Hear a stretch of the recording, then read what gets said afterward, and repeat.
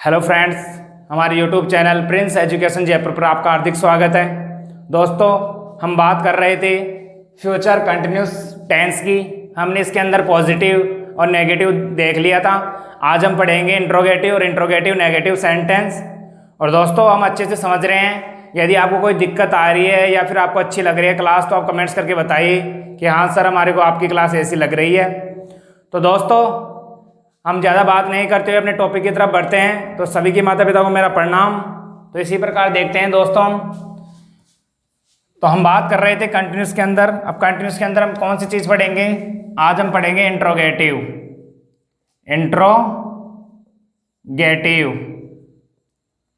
Sentence. Interrogative sentence जिसको हम क्या बोलते हैं हिंदी में? प्रश्नवाचक वाक्य।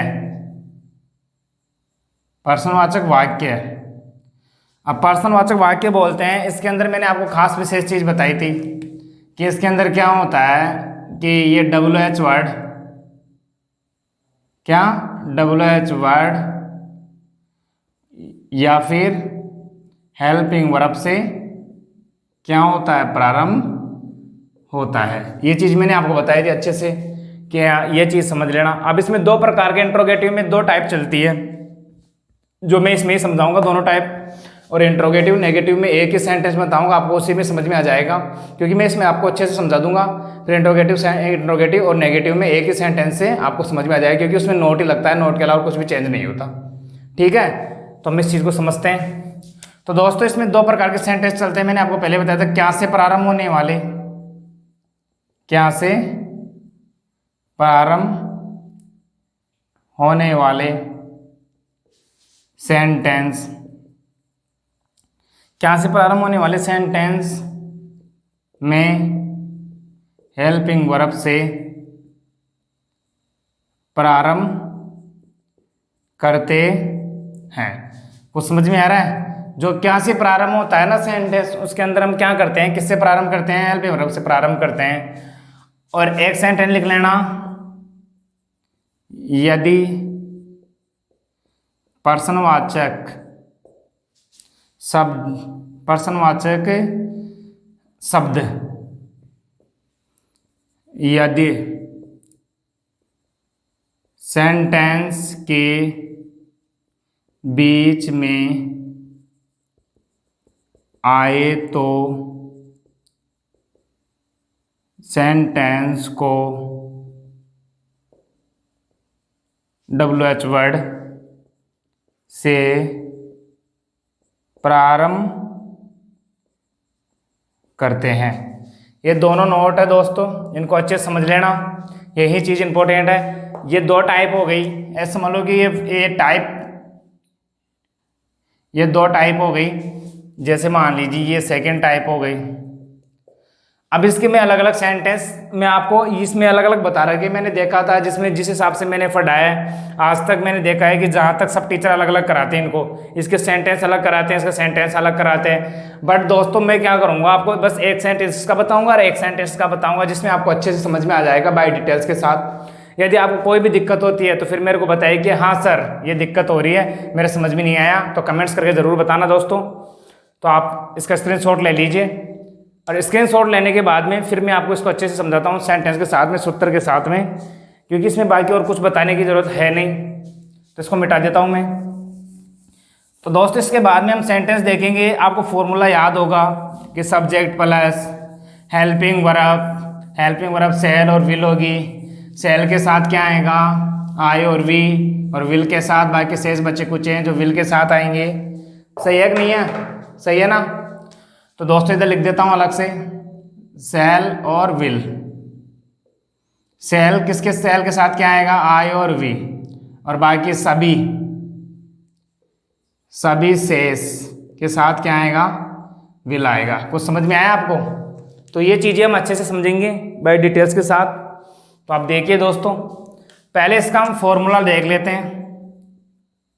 क्या देख लेते हैं? फॉर्मूला को हिंदी में क्या बोलते हैं? सूत्र।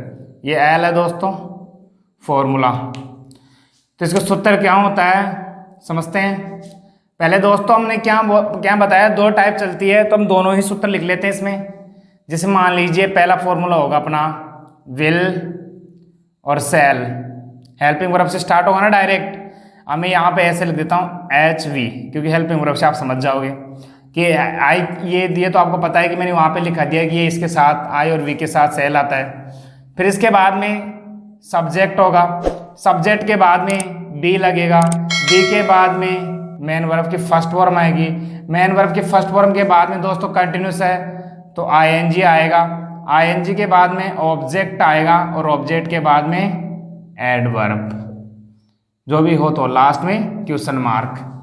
ये अपना एक फॉर्मूला हो गया, कुछ समझ में आया। या फिर इससे बना सकते हैं हम, दोनों में से समझ लीजिए कोई सब सेंटेंस आ जाए तो हम इसमें इससे भी प्रयोग कर सकते हैं, इससे प्रयोग कर सकते हैं। वो कैसे, जैसे या को उठा देते हैं, मान लीजिए जिसे इसका टाइप अलग हो गया, इसका टाइप अलग हो जाते हैं, इसको अलग सूत्र से अलग फॉर्मूला से अलग पेन से लिख देता हूँ। तो देखिए हम पहले WH वर्ड प्रारंभ करते हैं, WH वर्ड के बाद में हम हेल्पिंग वर्ब लिखते हैं। हेल्पिंग वर्ब आपके सामने ऊपर लिखी हुई है, यहाँ पे लिख देता हूँ फिर भी सेल और विल। फिर इसके बाद में क्या होता है दोस्तों, इसके बाद में होता है जैसे मान लीजिए इसके बाद में सब्जेक्ट आ गया और सब्जेक्ट के बाद में बी आ गया, बी के बाद में मेन वर्ब की फर्स्ट फॉर्म आ गई, इसके बाद में ING आ गया, फिर क्या आ गया ऑब्जेक्ट, फिर क्या आ गया एडवर्ब, लास्ट में क्वेश्चन मार्क। कुछ समझ में आया आपको? तो समझ में आए तो इसी के अनुसार हम सेंटेंस बनाएंगे और समझेंगे। तो ये दो फॉर्मूले हो गए दोस्तों, इन दोनों को देखना आप अच्छे से और समझना। तो पहले फॉर्मूला का पहला क्वेश्चन लिखाऊंगा आपको, पहले एग्जांपल दिखाऊंगा, फिर उसके बाद में सेकंड एग्जांपल, दोनों को देखेंगे हम अच्छे से, समझ के साथ। तो देखते हैं अब सेंटेंस बनाते हैं दोस्तों। मैं किस प्रकार सेंटेंस बनाऊं आप बताइए, आप ही बताइए। जैसा सेंटेंस मैं बताऊं आप ऐसे करिए, आप कमेंट्स कर दीजिए, पहले कमेंट्स कर दिया करो आप कि सर कल ये सेंटेंस बनाना है, आप इस सेंटेंस का जवाब दीजिए। क्योंकि आप सेंटेंस नहीं भेजोगे तो मुझे कैसा पता लगेगा, आप सेंटेंस भेजोगे तो मुझे पता लग जाएगा कि हाँ स्टूडेंट ने सेंटेंस भेजे हैं और मैं कल ये सेंटेंस बनाऊंगा। तो इसी प्रकार दोस्तों हम देखते हैं, इसके सेंटेंस मैं बना लेता हूँ मेरे हिसाब से अभी तो आप फिर भी आप कोशिश कीजिए कि आप बताइए। जैसे क्या तुम कल दिल्ली से आ रहे होंगे, क्या कल तुम दिल्ली से आ रहे होंगे। और एक और सेंटेंस बना लेता हूँ इधर, एक और सेंटेंस का दूसरा आना, दोनों लिख लेता हूँ, फिर हम उसको बनाएंगे डायरेक्ट बस। जैसे दूसरा सेंटेंस क्या ले दोस्तों, दिल्ली चले गए, आप कहाँ चले, अमेरिका चले, तो अमेरिका चलते हैं। तो देखिए दोस्तों लिख देता हूँ, जैसे राम अमेरिका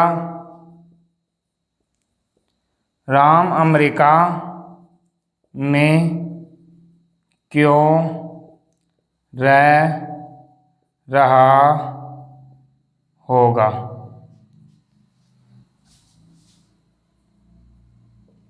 कुछ समझ में आया कि राम अमेरिका में क्यों रह रहा होगा, और क्या तुम कल दिल्ली से आ रहे होंगे। दोनों समझ में आए दोस्तों सेंटेंस। अब इसको हम अच्छे से समझेंगे और देखेंगे कि हाँ दोस्तों कि हिंदी से इंग्लिश में कैसे ट्रांसलेट करते हैं। दोस्तों आपको समझ में नहीं आ रहा हो या फिर अच्छे समझ में आ रहा हो तो आप बताइए, और क्लास में शुरू से देखे लास्ट तक देखते रहिए, आपको और भी अच्छे समझ में आ जाएगा। कोई भी चीज़ आपको समझ में नहीं आई है तो अभी तक, तो फिर भी हम देखते हैं इसको। जैसे दोस्तों हम पहले इस फॉर्मूले के अनुसार बनाएंगे पहला, और फिर सेकंड इसके अनुसार बनाएंगे। तो पहला बनाते हैं। अब दोस्तों अपने इसमें क्या है, यू सब्जेक्ट है, तो यू के साथ क्या आएगा विल, और आई और वी के साथ क्या आएगा सेल। तो हम यहाँ पे क्या लगाते हैं, देखिए दोस्तों अब विल लगाएंगे क्योंकि पहले हेल्पिंग वर्ब आएगी। अब विल के बाद में हमने यू का प्रयोग किया, सब्जेक्ट आएगा, सब्जेक्ट के बाद में हम किसका प्रयोग करेंगे, बी का, और बी के बाद में मेन वर्ब की फर्स्ट फॉर्म आ रहे हैं। तो आने को क्या बोलते हैं दोस्तों, आने को बोलते हैं कम यानी क्या होता है दोस्तों, आना। देखिए कम, केम, कम, ये इसकी थर्ड हो गई, ये इसकी सेकंड हो गई, ये इसकी फर्स्ट हो गई। अपने को कौन सी चाहिए, फर्स्ट चाहिए, तो हम क्या लगा देंगे दोस्तों, कम। अब ई हट जाएगा क्योंकि ING लगेगा, इसके बाद में क्या लगेगा ING, जहाँ पर भी आईएनजी लगता है लास्ट में ई होता है तो ई हटा देते हैं। कमिंग हो गया। कमिंग के बाद में दोस्तों क्या आएगा, अब एक स्थान से दूसरे स्थान पर जाते हैं तो टू का प्रयोग करते हैं और आते हैं तो किसका प्रयोग करते हैं, फ्रॉम का। किसका, फ्रॉम का। तो फ्रॉम दिल्ली कब आ रहा है दोस्तों, एडवर्ब आ गई। अब एडवर्ब क्या हो गई, कल। तो कल को क्या लिखते हैं हम, टुमारो। टुमारो। कुछ समझ में आया दोस्तों। तो देखिए दोस्तों, विल अपना हेल्पिंग वर्ब हो गया, इसके बाद में सब्जेक्ट हो गया, इसके बाद में बी हो गया, इसके बाद में मेन वर्ब की फर्स्ट फॉर्म के साथ आईएनजी हमने लगा दिया। अब इसके बाद में दोस्तों ऑब्जेक्ट हो गया, क्योंकि दिल्ली कहाँ से आ रहा है, दिल्ली से, और एडवर्ब क्या हो गई, टुमारो। कुछ समझ में आ रहा है आपको। तो अब इसको समझते हैं अच्छे से, इसको देखते हैं, क्योंकि दोनों को बनाने के बाद इसमें हम दोनों में एरर देख लेंगे अच्छे से। तो देखिए दोस्तों, अब इसको बनाते हैं। पहले इसमें क्या होगा, WH वर्ड। WH वर्ड क्या है, वाई। क्यों, तो वाई बना दिया। वाई के बाद में राम है, तो राम के साथ क्या आएगा, विल आएगा, सेल आएगा, क्योंकि सेल तो आई और वे के साथ आता है, तो इसके साथ में क्या आएगा, विल। अब विल के बाद में सब्जेक्ट हो जाएगा। सब्जेक्ट क्या है, राम। राम के बाद में दोस्तों देखिए, इसके बाद में क्या है, सब्जेक्ट के बाद में बी, तो मैंने बी का प्रयोग किया। बी के बाद में मेन वर्ब की फर्स्ट फॉर्म के साथ आईएनजी। रह रहा है, रहने को क्या बोलते हैं दोस्तों, लिव, LIVE। अब दोस्तों ई आया है ना लास्ट में, अब आईएनजी लगाएंगे तो ई हट जाएगी, जैसे LIVE, LIVED, LIVED। थर्ड ये हो जाएगा, सेकंड ये हो जाएगा, फर्स्ट ये हो जाएगा। तो इसको ई हटा देंगे तो इसमें क्या हो जाएगा, लिविंग हो जाएगा। लिविंग इन, अब कहाँ रह रहा है, अमेरिका में, तो अमेरिका, अमेरिका। तो कुछ समझ में आए दोस्तों आपको, दोनों सेंटेंस बन चुके हैं। अब इनको देखते हैं किस प्रकार इसमें एरर छाड़ते हैं। तो देखिए दोस्तों, इसमें एरर ये बन गया, ये बन गया, ये बन गया, और एक डी यहाँ पे लिख देता हूँ मैं, नन। ये डी हो गया, ये सी हो गया, ये बी हो गया, और ये ए हो गया।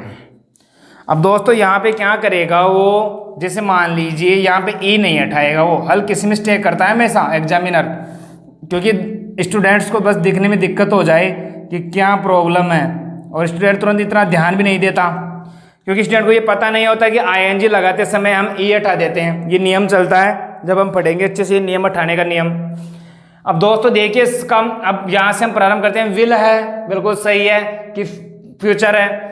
आईएनजी लग रहा है, कंटिन्यूस है, यहाँ पे भी सही है। अभी देखते हैं इसका फॉर्मूला क्या होता है, helping verb plus subject plus be, be के बाद मेरे मतलब कि फर्स्ट फॉर्म के साथ क्या आएगा, आईएनजी, तो आईएनजी लगा दिया। अब दोस्तों एक स्थान से दूसरे स्थान पर जाते हैं तो हम टू का प्रयोग करते हैं, और एक स्थान से दूसरे स्थान पर आते हैं तो हम फ्रॉम का प्रयोग करते हैं। तो दिल्ली टुमारो, ठीक है। तो हम दोस्तों देखते हैं, अब इसमें देखेंगे भी कहाँ पर प्रॉब्लम हो सकती है। तो प्रॉब्लम कहाँ पर हो रही है, हम सोचेंगे यदि नियम पता होगा तो अपने को, क्योंकि जब भी हम आईएनजी लगाते हैं तो ई का प्रयोग नहीं किया जाता है, तो इसलिए यहाँ पे क्या आएगा, कम होके फिर इसके ई हट जाएगा, और यहाँ पे क्या लग जाएगा, आईएनजी लग जाएगा। तो ये कब इसका कमिंग का प्रयोग हो जाएगा। तो कुछ समझ में आया। तो इसी प्रकार इसमें देखते हैं, जैसे मान लीजिए हमने देखा ये एरर देख लिया, जैसे मान लीजिए ये हो गया, ये हो गया, और यहाँ पे लगा दिया एक नन। ये डी हो गया, ये सी हो गया, और ये बी हो गया, और ये ए हो गया। अब दोस्तों इसमें क्या कर देगा, इसमें जैसे मान लीजिए इसमें दिक्कत दे देगा, ये प्रीपोजिशन की दिक्कत दे देगा। इसमें मान लीजिए यहाँ पे ऑफ कर देगा, क्या कर देगा, ऑफ। अब ये मैंने एरर है इसलिए मैंने अलग पेन से लिख दिया है। जैसे अब आप सोचोगे विल है, आईएनजी है, तो यहाँ पे तो मिस्टेक है नहीं, क्योंकि वाई एक WH वर्ड है और इसके बीच में आ रहा है, तो हम वाई से स्टार्ट कर सकते हैं, WH वर्ड से। फिर विल हेल्पिंग वर्ब आएगी, फिर सब्जेक्ट के बाद में बी आएगा, बी के बाद में मेन वर्ब की फर्स्ट फॉर्म के साथ आईएनजी आएगा, और आईएनजी आने के बाद में फिर यहाँ पे सोचोगे यार अमेरिका में रह रहा है, तो अमेरिका में रह रहा है। तो दोस्तों आप देखिए, जैसे मान लीजिए मैं अभी ये स्टूडियो है, स्टूडियो के अंदर मैं क्लास बना रहा हूँ, तो मैं क्या लूँगा, इसके लिए क्या प्रयोग करूँगा, मैं इनका प्रयोग करूँगा। यदि मैं स्टूडियो से बाहर से अंदर आ रहा हूँ तो मैं इनटू का प्रयोग करूँगा। यदि ऑलरेडी जैसे मान लीजिए आप कहीं पे जैसे तालाब में कूदते हो, तालाब में ऊपर से कूदोगे तो इंटो का प्रयोग होगा, और जब तालाब में हो आप अंदर ऑलरेडी तो इसका इन का प्रयोग किया जाएगा। प्रीपोजिशन पढ़ेंगे जब अच्छे समझेंगे मैं ये चीज। तो देखिए दोस्तों, अब इसमें क्या हो रहा है, जैसे अमेरिका में रह रहा है वो ऑलरेडी, तो इसमें यहाँ पे ऑफ नहीं आ सकता, यहाँ पे क्या आएगा, इनका प्रयोग होगा। तो अपना एरर पता लग गया अपने को कौन से पार्ट में है, सी पार्ट में, और इसमें कौन से पार्ट में था, डी पार्ट में। तो कुछ समझ में आया आपको? तो दोस्तों आप एक बार और समझ लीजिए, क्योंकि हमने विल देखा, विल के बाद में अपने को फ्यूचर पता लग गया, आईएनजी आया तो फ्यूचर कंटिन्यूस है, बी है, बिल्कुल सही है, यहाँ तक कोई दिक्कत नहीं है, मैंने फर्स्ट फॉर्म के साथ आईएनजी आ रहा है। अब आपने देखा कि यहाँ पे अमेरिका में, अमेरिका का ऑफ तो आ ही नहीं सकता, क्योंकि अमेरिका में रह रहा है ऑलरेडी वो, तो रह रहा है अमेरिका में, तो मे के अर्थ में क्या आता है, इनका प्रयोग किया जाता है, काके के अर्थ में ऑफ का प्रयोग किया जाता है। तो इस वजह से कौन से पार्ट में प्रॉब्लम है, सी पार्ट में। और कभी कभार दोस्तों किसी में एरर भी नहीं देता, डी आ जाता है ऑप्शन, क्योंकि नन इसलिए दिया जाता है कि यदि कोई दिक्कत ना हो, कोई भी दिक्कत ना हो। तो देखते हैं दोस्तों, आप स्क्रीनशॉट ले लीजिए एक बार इसका। तो दोस्तों आपने देख लिया होगा इसे।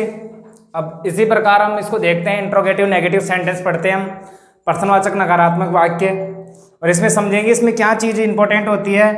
साथ में आपको पता है प्रश्नवाचक तो आएगा ही आएगा, इसमें नोट का प्रयोग भी किया जाएगा। अब नोट का प्रयोग क्यों, क्योंकि आपको पता है कि नेगेटिव है तो इसमें नोट आएगा ही आएगा, सही है कि नहीं है। तो इसी प्रकार दोस्तों हम इसका फॉर्मूला देखते हैं पहले। तो इसका फॉर्मूला क्या होता है, इसका फॉर्मूला क्या होता है देखते हैं, पहले वो ही होगा। अब इसमें मैं एक ही फॉर्मूले में दोनों ऐड कर देता हूँ, WH वर्ड हो गया, वर्ड के बाद में विल और सेल का प्रयोग किया जाएगा, सही है।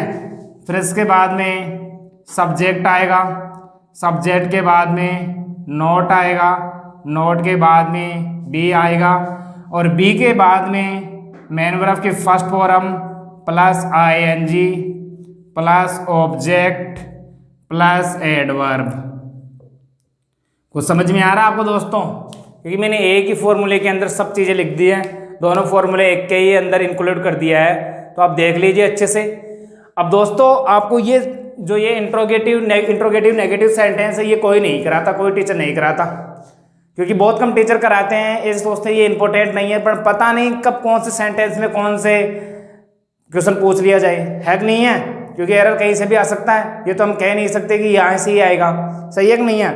तो इस वजह से दोस्तों हम क्या करते हैं, मेरा सिस्टम अलग है पढ़ाने का, मेरा पढ़ाने का सिस्टम यही है कि मैं पूरी चीज़ पढ़ाता हूँ डिटेल्स के साथ में, क्योंकि पता नहीं कि कौन सा क्वेश्चन कहाँ पे आ जाए। यदि बाई चांस मान लीजिए आपने ये पढ़ा है और स्टूडेंट ने ये चीज़ नहीं पढ़ी है, आपने एग्जाम में अच्छे से करके आ गए, तो आपको इसके नंबर मिलेंगे ना, और स्टूडेंट के वो नंबर नहीं मिलेंगे, क्योंकि उनको पता है कि हमने ये चीज़ पढ़ी नहीं है। और आपसे पूछेंगे तो आप क्या बताओगे कि हमने पढ़ा है वहाँ से, और उन सरों ने पढ़ाया हमारे को डिटेल्स के साथ। तो दोस्तों आप देखिए इन चीज़ों को अच्छे से और पढ़िए, और कोशिश कीजिए कि आपको ज़्यादा से ज़्यादा चीज़ समझ में आए।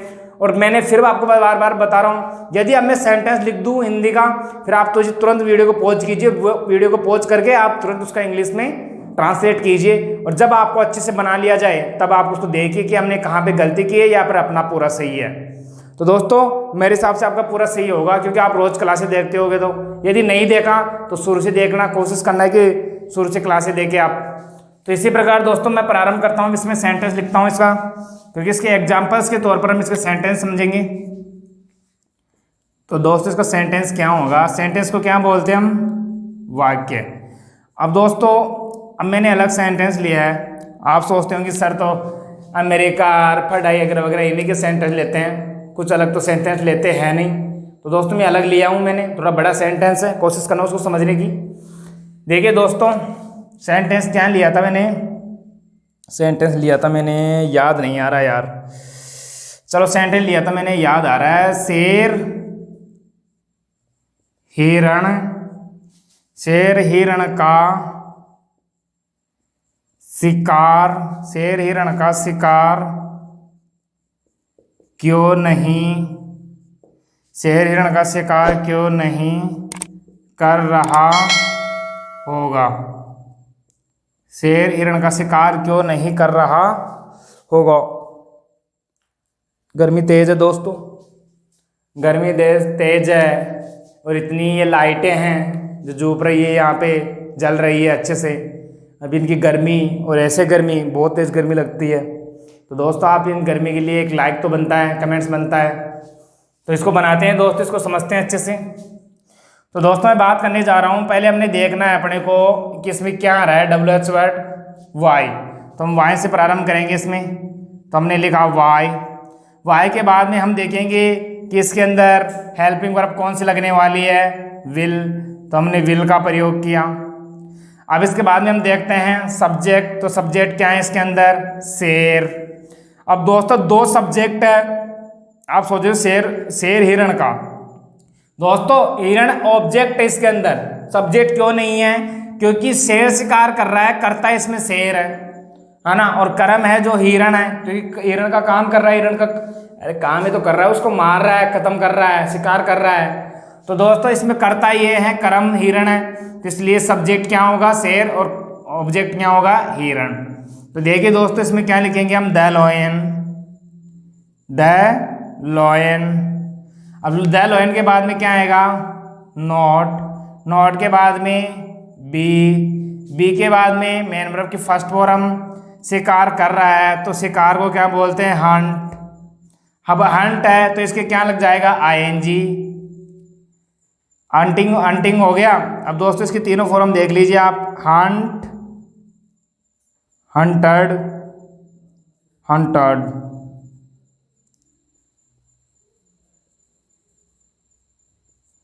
ये थर्ड हो गई, ये सेकंड हो गई, फर्स्ट हो गई, ठीक है। अब इसके बाद में ING आ गया। इसके बाद में ऑब्जेक्ट क्या है दोस्तों अपना, क्या है, डियर। डियर यानी क्या होता है, हिरण। किसका शिकार कर रहा है, द डियर। डियर यानी क्या होता है, हिरण। तो कुछ समझ में आया आपको? तो समझ में आया तो बताइए मेरे को। अब दोस्तों इसमें फिर दोबारा से एक बार और समझ देता हूँ अच्छे से।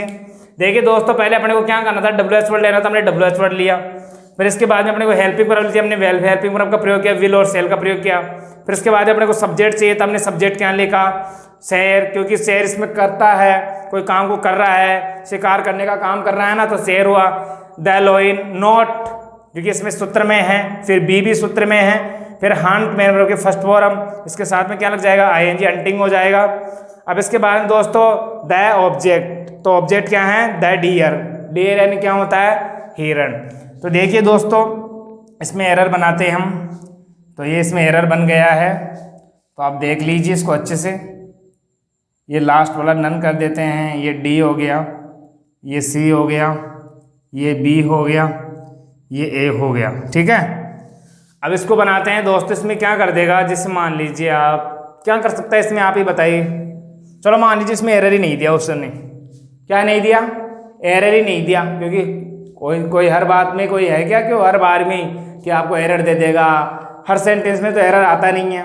अरे हम नहीं देखते क्या, कभी कभार उपरोक्त शब्द भी आ जाता है ऑप्शंस के अंदर, तो उसमें उपरोक्त शब्द भी होता है। और फिर कभी कभार उपरोक्त शब्द भी मौजूद होता है, बस उसमें उपरोक्त शब्द भी नहीं होता, उसमें A भी निकल जाता है, B भी निकल जाता है, क्वेश्चंस के अंदर आंसर निकलता है कि नहीं निकलता। तो ऐसे ही यहाँ पे सब कुछ है, बट इसमें नन निकलेगा ऑप्शन, क्योंकि हमने पहले देख लिया ऐसे काफ़ी। तो वाई विल द लॉयन, अपने को देखना है पहले विल है, फ्यूचर है। अब ING है, कंटिन्यूस है। देखना है हेल्पिंग वर्ब मेन वर्ब की फर्स्ट फॉर्म है, हंट मेन वर्ब की फर्स्ट फॉर्म है। द लॉयन सब्जेक्ट है, विल आ रहा है, सही है, कोई दिक्कत नहीं। I और V के साथ में सेल का प्रयोग किया जाता है। इसके बाद में नेगेटिव है तो नोट आएगा, B आएगा, क्योंकि कंटिन्यूस में B लगता है। फिर इसके बाद में मेन वर्ब की फर्स्ट फॉर्म के साथ ING आ गया। फिर ऑब्जेक्ट वो हिरण हो गया ये, क्योंकि डियर क्या होता है, हिरण। अब एडवर्ब है नहीं तो हम एडवर्ब नहीं लगाएंगे। तो इसमें ऑप्शन कौन सा रहा, कि इसमें कोई भी एरर नहीं है। तो कुछ समझ में आया दोस्तों? तो समझ में आया तो बताइए, आप एक बार इसका स्क्रीनशॉट ले लीजिए अच्छे से, फिर देखते हैं हम इसको। तो आपने स्क्रीनशॉट ले लिया होगा। तो दोस्तों आज हम इस टॉपिक को यहीं पे ख़त्म करते हैं। कल हम देखेंगे यहाँ पे फ्यूचर परफेक्ट टेंस, जो आपको अच्छे समझ में आएगा। उसके अंदर भी सेल और विल का प्रयोग किया जाता है, क्योंकि फ्यूचर है तो फ्यूचर की हेल्पिंग वर्ब भी सेल और क्या है, विल है। अब आपको पता है कि सेल तो उसमें भी यही रहेगा, I और V के साथ में आता है, ठीक है। और बाकी बात करते हैं तो इसके अंदर हैव लग जाता है दोनों के पीछे। शैल हैव, विल हैव लग जाता है। और इसके अंदर हिंदी पहचान क्या होगी, आप एक बार देख के आइए, अच्छे से चुके होंगे, है ना, चुकेंगे और जैसे चुके होंगे, चुका होगा, ऐसे काफ़ी सेंटेंस होंगे दोस्तों, तो जिन्हें को हम अच्छे से समझेंगे और इसके एग्जाम्पल्स भी देखेंगे और डिटेल्स के साथ समझेंगे। यदि आपको आज वाली क्लास पसंद आए तो दोस्तों कमेंट्स करके बताइए कि हाँ सर आपकी क्लास हमारे को पसंद आ रही है। और दोस्तों ज़रूर दोस्तों के साथ में शेयर करना है इस क्लास को, क्योंकि मेरी मेहनत का फ़ायदा यही है कि आप इस चीज़ को ज़्यादा से ज़्यादा शेयर करें और कमेंट्स करके बताइए कि सर आपकी क्लास ऐसी लग रही है। तो ऐसे ही दोस्तों आप हमारे यूट्यूब चैनल पर बने रहिए। सभी के माता पिता को मेरा प्रणाम। आज के लिए मैं आपकी इस क्लास से अलविदा लेता हूँ। कल हम नेक्स्ट टॉपिक के साथ मिलते हैं आपको। Thank you very much.